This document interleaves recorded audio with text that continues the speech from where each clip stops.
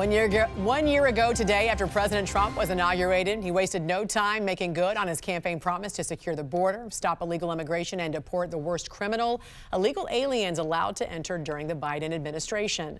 For months, though, we've seen demonstrators targeting and obstructing ICE agents just doing their job enforcing operations.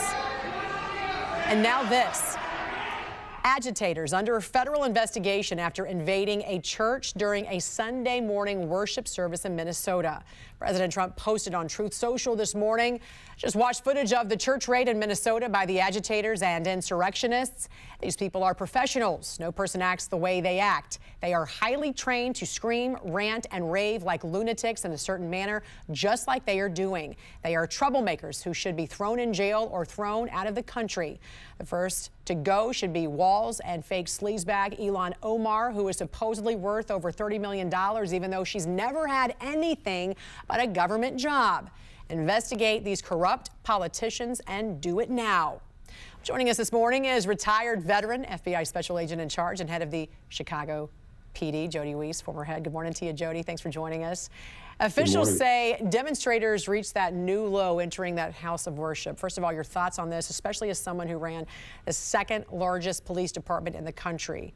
Who are these demonstrators? Where are the police? Yeah, such great questions. First off, who are they? Well, we know who one of them was, and that was our good friend Don Lemon, who seems to think that his First Amendment right trumps everybody else's. But I agree with the president when you look at who's doing this protesting. I think there's a percentage who are paid and they're professional and this is what they do. And then sadly, there's another percentage that I think they're just brainwashed, lost souls who think this is a righteous cause, somehow going against ICE, who's out there taking the worst of the worst off the streets. But this was just disgusting, Jan. And I was really encouraged last night when I watched Harmeet Dillon, head of the Civil Rights Division, say, we are coming after these people hard. They're going to look at them at the FACE Act. They're going to look at them from the Church Argent Prevention, which both of those do have things for church intimidation if someone interrupts you from trying to exercise your religious beliefs. So something's got to be done. DOJ has to come down harsh. They have to come down swiftly on this because this cannot happen in America. Also, when it comes to the police, there are reports that some of them have been ordered to stand down.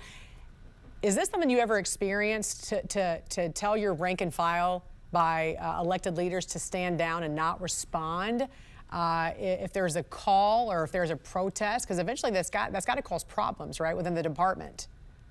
Oh my God, never would I do that. And if I was stupid enough to do something like that, I would expect every officer to disobey me.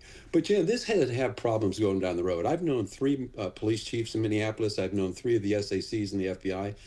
Minneapolis has been blessed with tremendous cooperation between law enforcement over decades.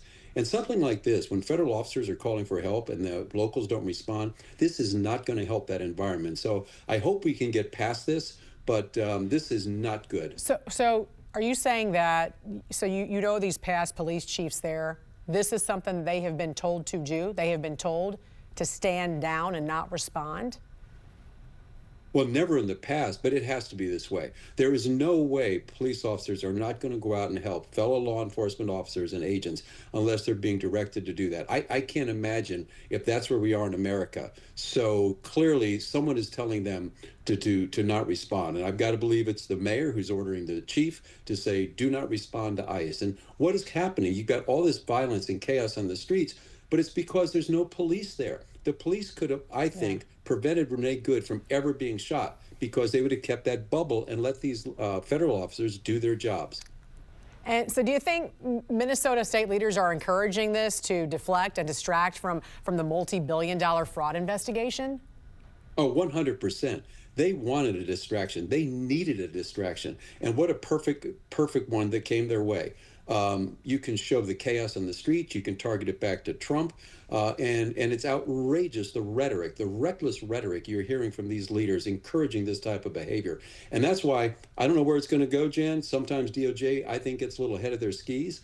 But I was very happy to hear that the department is looking at both Frey and WLOS, because there's some violations, I think, that stand investigation: impeding federal officers, obstruction of justice, conspiracy against rights. So hopefully there's going to be some repercussions for this rhetoric, because that is what's driving these people going on the streets. Retired veteran FBI Special Agent in Charge and former head of the Chicago PD, Jody Weis, we appreciate you joining us this morning. Thank you. Thank you. Stay warm. You too.